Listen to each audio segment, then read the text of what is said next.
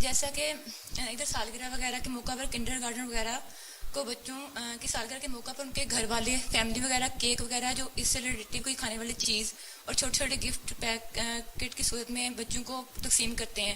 اور اس صورت میں اگر ہمارے بچہ یا بچی کی سالگرہ کا دن کوئی ہو تو ہمیں ان کو کیسے مطمئن کرنا چاہیے, کیا کرنا چاہیے؟ تو ہم تقسیم کرتے ہیں, ان کے بچوں کو دیتے ہیں آپ کے لاگے.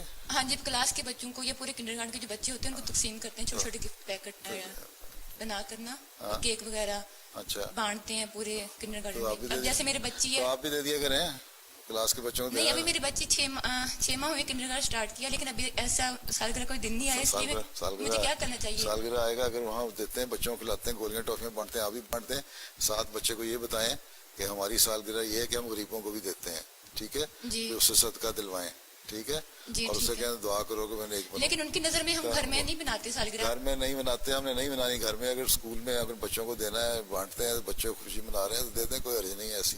جی جی ٹھیک ہے. جی ایک خاص طور پہ رسم کر کے بنانے کی ضرورت نہیں ہے, لیکن کبھی اسکولوں میں ایک آدھ دفعہ ہو جاتا ہے اس طرح اور بچے بانٹتے ہیں, تو بچہ کیونکہ وہ بھی پوچھتے ہیں تمہاری سالگرہ کب ہے, اگر دے دو تو کوئی حرج بھی نہیں ہے.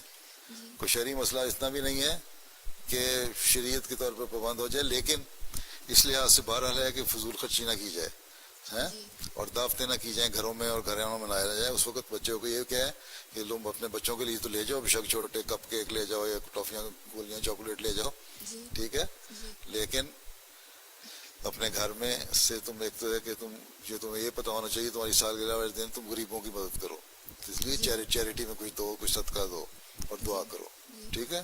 اگر یہ کر لیتے ہیں تو پھر اس میں کوئی حرج نہیں, لیکن زبردستی بوجھ ڈال کے نہیں کرنا.